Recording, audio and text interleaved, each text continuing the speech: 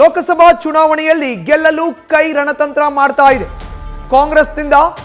ನಿನ್ನೆ ತಡರಾತ್ರಿವರೆಗೂ ಕೂಡ ಸಿಇಸಿ ಸಭೆ, ಕಾಂಗ್ರೆಸ್ ಎಲೆಕ್ಷನ್ ಕಮಿಟಿ ಸಭೆ ನಡೆಸಲಾಗಿದೆ. ಸಭೆಯಲ್ಲಿ 5 ರಾಜ್ಯ 1 ಜಿಲ್ಲಾಡಳಿತದ ಬಗ್ಗೆ, ಕೇಂದ್ರದ ಬಗ್ಗೆ ಚರ್ಚೆ ಆಗಿದೆ. ಇಂದು ನಾಳೆ ಕಾಂಗ್ರೆಸ್ನ ಮೊದಲ ಪಟ್ಟಿ ಬಿಡುಗಡೆಯಾಗೋ ಅಂತ ನಿರೀಕ್ಷೆ ಇದೆ. ಎಷ್ಟು ಸೀಟ್ ಕ್ಲಿಯರ್ ಆಗಿದೆ ಅಂತ ಹೇಳೋಕೆ ಆಗೋಲ್ಲ. ಸೀಟ್ಗಳ ಹಂಚಿಕೆ ವಿಚಾರವಾಗಿ ಎಐಸಿಸಿ ಅವರು ಹೇಳ್ತಾರೆ.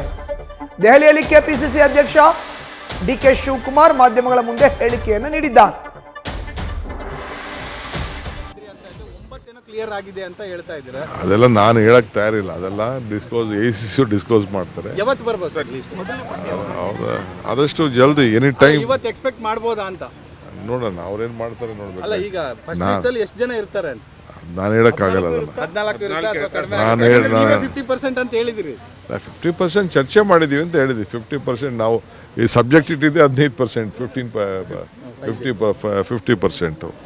ಹೆಚ್ಚಿನ ಡೀಟೇಲ್ಸ್ ನಮ್ಮ ಪ್ರತಿನಿಧಿ ಜಗದೀಶ್ ನೀಡ್ತಾರೆ. ದೂರವಾಣಿ ಸಂಪರ್ಕಕ್ಕೆ ಸಿಕ್ಕಿದ್ದಾರೆ. ಜಗದೀಶ್, ಒಂದು ಕಡೆ ಕೆಪಿಸಿಸಿ ಅಧ್ಯಕ್ಷರಾಗಿರುವಂತಹ ಡಿಕೆ ಶಿವಕುಮಾರ್ ನೇರವಾಗಿ ಹೇಳ್ತಾರೆ ಎನಿ ಮೂಮೆಂಟ್ ಟಿಕೆಟ್ ಅನೌನ್ಸ್ ಆಗಬಹುದು, ಅವೆಲ್ಲ ಎಐಸಿಸಿ ನಾಯಕರು ನೋಡ್ಕೊಳ್ತಾರೆ ಅಂತ. ಹಾಗಾದ್ರೆ ಎಷ್ಟು ಕ್ಷೇತ್ರಗಳಿಗೆ ಈಗ ಮಾತುಕತೆ ಮುಕ್ತಾಯವಾಗಿದೆ? ಚರ್ಚೆಯಲ್ಲಿ ಆಗಿರೋ ಅಂತ ಒಂದಷ್ಟು ಮಹತ್ವದ ವಿಚಾರಗಳ ಬಗ್ಗೆ ಮಾಹಿತಿಯನ್ನು ನೀಡೋದಾದ್ರೆ ಜಗದೀಶ್.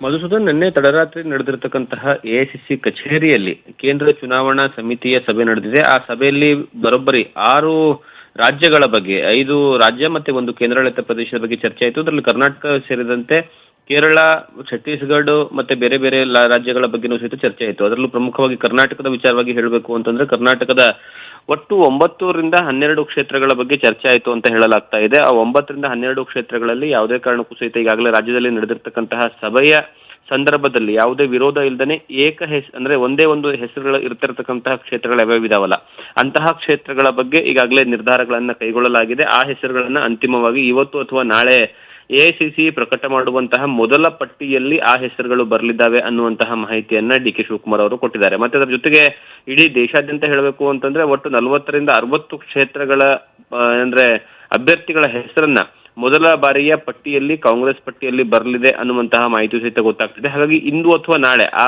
ಅಧಿಕೃತವಾದಂತಹ ಪಟ್ಟಿಯು ಸಹಿತ ಹೊರಬೀಳುವಂತಹ ಸಾಧ್ಯತೆ ಇದೆ. ಇನ್ನು ಉಳಿದಿರ್ತಕ್ಕಂತಹ ಕ್ಷೇತ್ರಗಳು ಏನಿದಾವಲ್ಲ, ಆ ಎಲ್ಲಾ ಕ್ಷೇತ್ರಗಳ ಬಗ್ಗೆಯೂ ಸಹಿತ 2ನೇ ಹಂತದ ಸಿಇಸಿ ಸಭೆ ನಡೆಯುತ್ತೆ. ಅದು ದೆಹಲಿಯಲ್ಲೇ ನಡೆಯುತ್ತೆ.